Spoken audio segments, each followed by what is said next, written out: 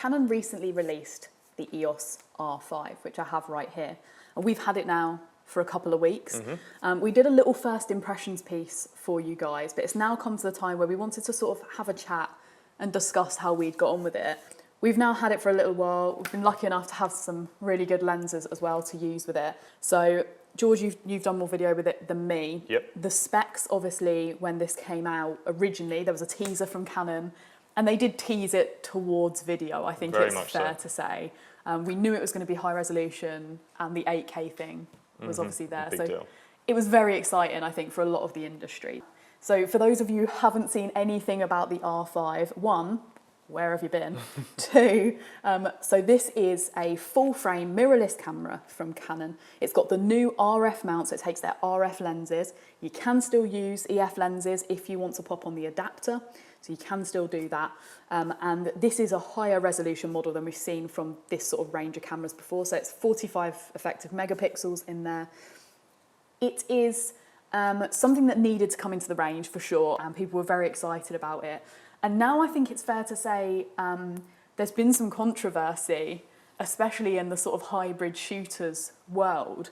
I think it's fair to say that I would say I'm probably 70% stills, 30% video, you're fully 100% video. Yeah. So we're going to go through our usability of the camera and its different features, and we're sort of going to focus on the main things you want to know about from a camera. So I'm going to start talking about overall image quality, first of all. So from a stills point of view, this has really wowed me, this camera. If you're trying to think about it in a DSLR point of view, this kind of sits where you'd expect a 5D Mark IV, you know, it's pretty flagship, high resolution. But it has so many features, especially for stills, that are usable across such a versatile range of different photography types. So, you know, you've got 20 frames per second in there. Yes, it's 45 megapixels, so things like landscape and stuff aren't a problem. Commercial is doable as well. Weddings, low light capabilities are great. And so from a stills point of view and from someone who enjoys shooting varied stuff, it's brilliant. We use a lot of different cameras, and I sit there going through the RAWs and the JPEGs, boring people for hours. And for me, the quality of this has been immense. Yeah. And I would say across a lot of different types of shots as well. I'm going to put some shots on screen now. And you can see, one, the look of them is great. They have that Canon colour look. But also, when you crop in, you can crop and crop and crop and crop and crop, and it's still really usable. I've been shooting everything from, I went blackberry picking to, I went on holiday, there's some beautiful clouds, the beach, low light situations on the beach. And every situation, it just picked up so well. And I don't know about you, but I find there's certain situations normally where I'm like, oh, I wish I had that camera for this certain situation that I'm shooting. Yeah. I wish I had that camera. But I found myself over the last couple of weeks being like, oh, that's all right, R5, I'll bring the R5, I'll take the R5 today. And I just don't feel like I've been missing anything apart from maybe a long lens, which I'm getting the 100 to 500 tomorrow. So keep an eye on the channel. That's very cool. If you want to see that. We're both pretty excited for trying out that 100 to 500. Subscribe to the channel if you want to see that video. It will be coming up. So image quality for video, what would you say? Well, I mean, it shoots 8K. Yeah, I mean, like, obviously, I don't know who's putting out their videos in 8K. I am certainly not. But the fact that it can shoot 8K is just awesome. It means that, you know, say you're in a dark situation, there's going to be some noise in the image, then, you know, taking that 8K image and putting it in a 4K output is just going to have a much cleaner look. Or, again, you know, something you don't actually get to say as much for video as you do with photography is I'm also able to crop to a ridiculous extent. You know, like cropping, like I do put out most of my videos in 4K, but say if I were to put something out in 1080p, to crop that down from 8K, that's such a ridiculous amount that you can zoom in and crop. So yeah, it just provides so much more flexibility. It's really, I really love that. When you're in photography, obviously there's the compromise of, okay, it's got a lot of megapixels, but is the noise going to be off the chart? Now, a lot of modern cameras are pretty good at handling noise in comparison to, like, I had a 20D. Like, it was, or, you know, you couldn't go above 200 ISO, but now a lot of things handle it well, but you do start to notice it coming in on the higher resolution cameras. And I think we've become fussier as well. Yeah, definitely, much fussier. So what about video? Obviously using a 45 megapixel sensor. I did do some night stuff. I didn't have long to do any night stuff, but I did just get a few quick shots. And I shot them in C-Log and in the standard Canon color profile. And they ranged from around 3200 to 4000 ISO, so not ridiculously high by any means. No, but high enough. But high enough that, you know, you might still start to see some noise introduced into the image. And while I was filming them, I don't really know what it's going to look like because these screens are so good, it makes it look fantastic. Yeah. So I wasn't really sure what it was actually going to look like until I chucked it onto my computer. But yeah, I have to say I was really, really happy with how the large megapixels coped with that noise. And would you say as well, if you're downsampling from like an 8K to a 4K, that helps with noise as well, right? So much. It's like has a really, really, really significant impact on the fact that, you know, that noise effectively becomes half as big. Yeah. And it's a lot less noticeable. So you can, in that situation, if you were in, like, God, I have to get this shot, and it is black, like it's just pitch black, you could shoot 8K and then help them. Yeah, and you probably should. Yeah. But also with the 8K as well, from a stills point of view, you can shoot 8K and then pull a 6K still, which I think is 18... Oh, no, it's not. It's 35 megapixels on this, apparently. Yes, it is. So if you're shooting something like, you know, something really important, the kiss at a wedding, you know, someone jumping into a pool, whatever it is, like an action shot, being able to shoot that in 8K and then extract that still is fantastic. Cool. And would you as a videographer ever use that? Because I know you've been trying to introduce more photography into your work, mainly because you work at Wexner, you have to. But if that was on your camera, do you think you would be like, oh, do you know what, I can do that? Yeah, I definitely would. And one of the really cool things, I will often get clients asking me these days, can I have some stills from the shoot, right? So then all I've been doing is in Premiere, I'll hit that export frame button and I'll send it to them. And it's not really that great, especially compared to, you know, the standard of video. That still will just not be that special. So knowing, okay, right, I might have a client ask me for a still of this, why don't I just get a 5-second shot in 8K? I can use the shot if I want, or if not, there's a really, really standout, you know, that I can pull from that and give to the client. It's a nice feature, I think. I haven't used much of it over the last couple of weeks, but I've had a play with it, and actually it was really cool. And there is also a feature in here, not at all of interest for video, but it's the portrait relighting feature, which I thought was going to be such a gimmick, but I've been having a play with it. And if you take an image of someone and their face is partly in shadow, you can then edit it in camera to change the lighting on someone's face. I didn't know that. Yeah. So you can actually, if I took a shot of you now, I can change the light to come around to the portion of your face that's more shady. Wow. Then I can export that image, send it to my mobile phone, then upload that. So I think if you were like pressed, trying to work quickly, that could be a really nice thing. You don't even have to edit it, straight to the smartphone. Really cool, I think. I've been super impressed with the image quality. I don't think there's many people out there who are going to be saying it's not up to what they wanted, because what did they want? Autofocus is next on my list of things to cover. Yeah. What did you think?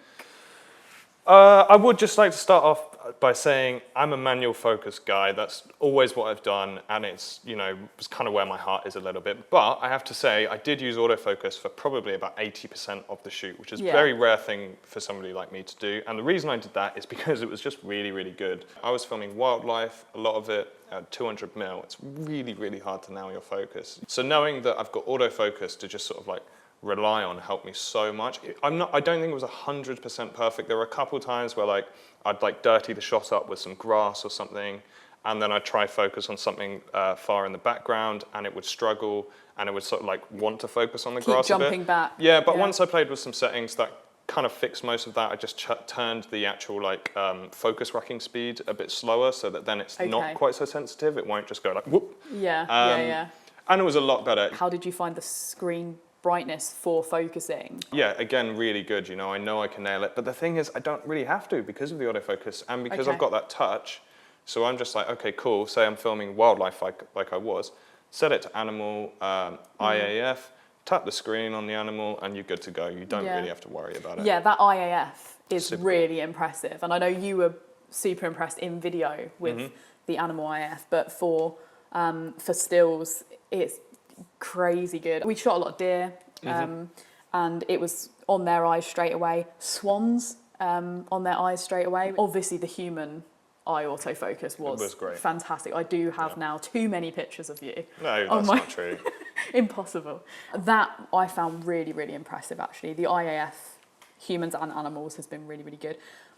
The big standout for me was the dragonfly. I'm a little jealous of how well the autofocus worked for you when you were shooting those dragonflies. Yeah, that dragonfly. I mean, we went out shooting. We'd done a whole day. It was about 35 degrees, so hot. We're on the way back to the car, and I was like, "Ooh, dragonfly!" And you could see your face. Proper early morning, and then there's just like me, just like, oh, she's going to be here for hours.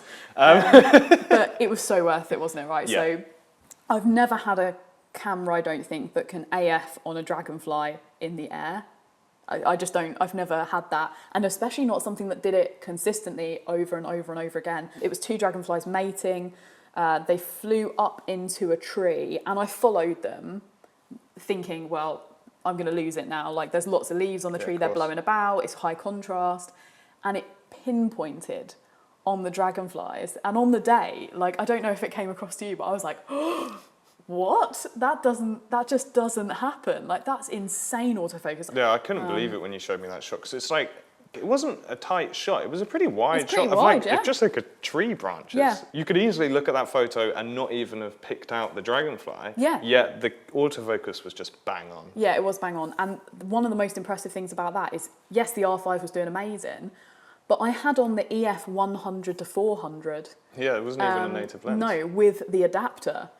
So it was autofocusing that well, dragonflies in the air, using an adapted lens. What I would say, though, is you can see the difference between the EF and RF lenses. There is a reason Canon changed their mount. These new mounts that are coming out that are just pushing quality to a new level, and you can see why they've done that and why in 10 years' time they're going to have that, resolving power that's going to carry them forward. Oh, yeah. But it's good to know that though the AF capabilities and the image quality is so good, even when you're using an adapter. So if you're like, oh, I can afford an R5, nice, that's nice for you. But if you're like, I can afford an R5, but I can't buy lenses, then if you've got EF lenses already, all good. There's no problem. And I do want to actually put in that we're not Canon, like, fangirl, fanboy. Canon are great, but they've never had a camera for me that I was like, oh, I personally want this. Whereas for me, this has made me be a bit like, oh, what can I sell? So next up, stabilization. Stabilization on the R5 is up to 8 stops. Mm-hmm. So it does have IBIS and it can dual IS with the RF lenses as well. Stabilization for me has been brilliant. I don't know about you. Oh, like, so cool. I've never used a camera with up to 8 stops before. No. And I felt it. I was shooting on that 70 to 200, so that right there. Wildlife, 200mm, I'd say probably the majority of it I was shooting at.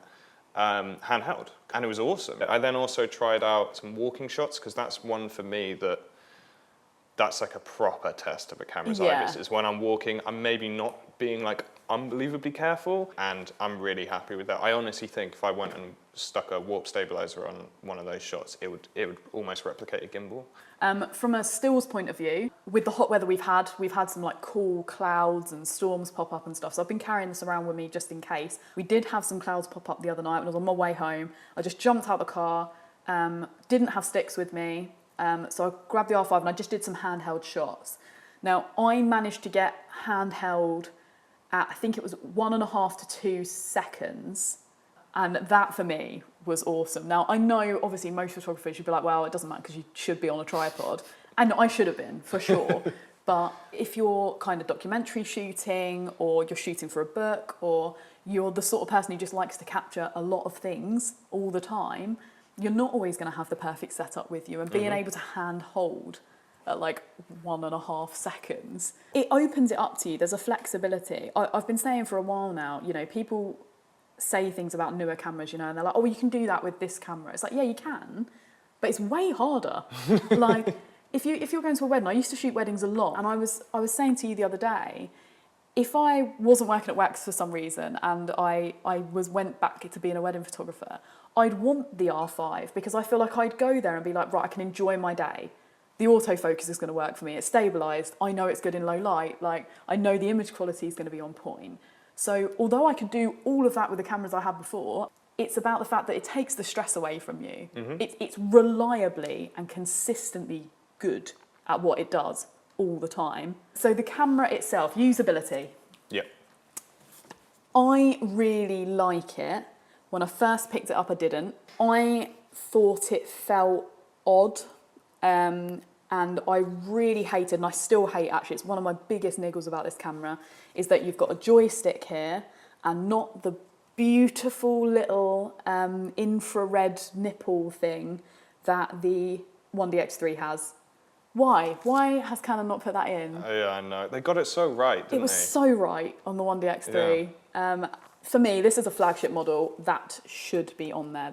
However, now I've spent some time with it and I've got to know more where things are, I really like the mode button. I know it took you some time to actually find video. But the mode button for me stops me going into... I use manual constantly. So for some shooters who like the thing of being able to switch between like A or a custom mode or manual really quickly, maybe for them they prefer it to be on a dial a little bit easier. Maybe. But I think where it is at the moment, if you don't do that, which I think a lot of shooters probably stick to one of the modes that they use, I think it's super easy to go between everything. That's actually something I like about the way they've built this body. The amount of manual control for such a small body means I don't have to take my eye away from the viewfinder, which I think is important because, yeah, you've got a screen, but most of us use viewfinder a lot of the time. I know for video it's different. I turned it off in 2 seconds. Yeah. But for stills, my eye is to the viewfinder a lot. Viewfinder's great as well, really, really clear. Love the little LCD screen. Yeah, it's cool. You do like it now, because you weren't sure at the beginning. I probably spent about the first 10 minutes kind of frustrated, didn't really understand where everything was and just was kind of annoyed. Yeah. But then very quickly I worked it all out. I think that's probably me not having come from a big Canon background as well, so I'm not as familiar with their menu systems as other brands. But it's so easy to learn quick, right? Yes, that's what I found. Yeah. Especially as you don't... And it's got touch. It's got touch. Yeah. Who even cares? What and are we the moaning touch about? is, well, yeah. The touch is great as well. Touch in the menu system, which I love. And touch through, if you open up the Q menu and you can touch through that, or you can touch through like the 4K settings quickly. So or you can change your ISO. Say you're filming like a long video shot and then you want to, the light changes. You can change your ISO without actually having to use a button, which means that then, often when you use a button, your camera's going to shake and stuff. It kind of ruins it, whereas you can just use that slider. It's quite nice. Yeah. Now, I'm going to use that as a nice little segue. You say when you're taking a long video shot. Which you shouldn't be doing on this camera, but... Yeah, I have to. All right, so I'll have to be real. There are some things some big problems I did have with the camera. In terms of like the quality of the footage, the way it looked, 10 out of 10. Like one of the best cameras I've ever used. Absolutely love everything that the camera can do. I don't have any complaints. But the overheating thing, it was a big problem for me. It would come up all the time with this little warning. When it was overheating, it meant that it would only let me shoot in 4K 25p. I didn't have the option to shoot in 4K 50 or 4K 100 or 8K, which obviously the main specs I want to be using, especially when I was filming wildlife. So it kind of meant that like I could use it for 10 minutes. It would then get upset with me. It would tell me it's overheating. And then it would limit me to just being able to shoot 4K 25p, which I found really, really, really frustrating because it meant I did miss some shots that I wanted to catch. Yeah. And that, that does kind of hurt a little bit. Of course. So yeah, I don't know. I'm in two minds. I think it's an absolutely exceptional camera. I think everything I used on it was just really good, but it just should have been easier to use, or it was just giving me hassle. I also would like to point out, again, this is probably more of a mistake of mine than the camera, but I initially got it, I was like, oh my God, 4K 100p, this is the coolest thing ever, I'm gonna shoot loads of it. And I filled up a 128 gig card in 10 minutes. Yeah, it was very quick. Yes, so be careful with that one. Again, that's my own fault because I should have known it's like outputting it at like 1300 megabits per second, I think. That might be wrong, but I think it's that.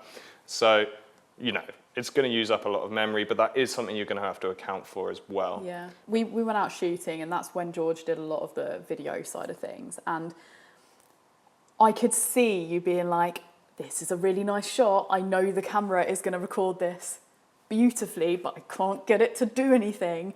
And it's odd, right? Because from what we've seen, the still side of things, I've been shooting with this on 2 days where it was 38 degrees, consistently, all day, using continuous autofocus. I've had no warnings, no problems, no slowdown of speed, nothing. I've also been shooting video clips on those days. I did it with the dragonflies, I've done it with the deer. Again, zero problems, nothing at all, no overheating warning. However, you consistently shot video for a day, but it was clips. It wasn't like you shot. No, I wasn't doing long form takes, no. And it was problematic. Yeah, it was. In the interest of making this an evergreen video, you know, so we're not dated, we don't know if Canon are going to come up with an update for this, a solution for this. You know, I think they need to. I think there's too many people talking about it and there's too much disappointment. But on the other hand of things, if we're being real, from what we've seen in the industry, it's not harming people buying it. It's harming it from a video side. And I think there's a lot of video people who are really disappointed, actually. I think that you've hit the nail on the head there. I think that's the thing. It depends what kind of shooter you are. Like, I'm purely video, right? So I take this camera out and I want to shoot video on it consistently for a long period of time. And it just wasn't able to do that for me. But the actual video that I did capture in the way I wanted was exceptional, and I was really happy with it. So I think that's the question you've got to ask yourself is like, are you, like, for me, no, it's not a camera for me. You know, it wouldn't work for me.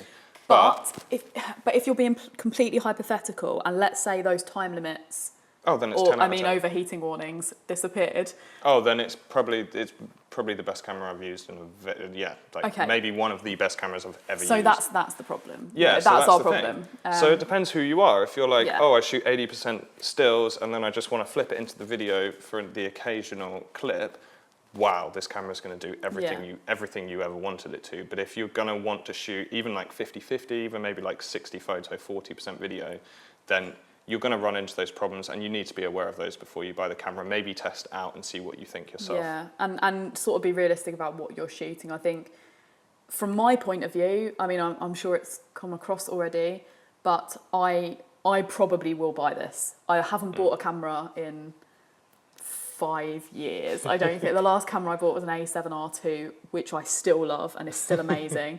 I don't think I've ever sold a camera actually, but there are many cameras that over the years I've been interested in personally, but this for me, if you shoot different stuff or if you're wedding, commercial, portrait, you don't have to shoot lots of different stuff. You can shoot any one of these things that it can accomplish in that sort of versatile manner, and it's still a perfect camera for you. In terms of stills, it ticks every box for me. It really does. That's awesome. It's a really stunning piece of kit. I still want to do more with it. Yeah, me too. And we're going to, and hopefully we'll see more from Canon. Whilst filming this, I've just seen an email pop up on my laptop saying like new firmware update. So I don't know what that is. Hopefully by the time you watch this, you will know what that is, and you guys can discuss it in the comments. But let us know what you think about what's gone on here. Obviously, there's the R6 as well, which we're going to be doing some stuff with. That's a whole different thing.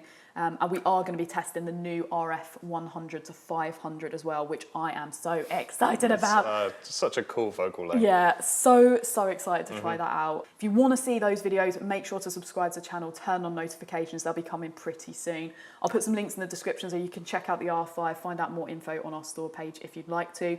Of course, you can always give us a call, send us an email, or get involved in the comments. We want to know what you think. If you've got any questions for us, make sure to put them there. We'll try our best to get back to you with any information that we have. But for now, a big thank you from me for watching. And a big thank you from me.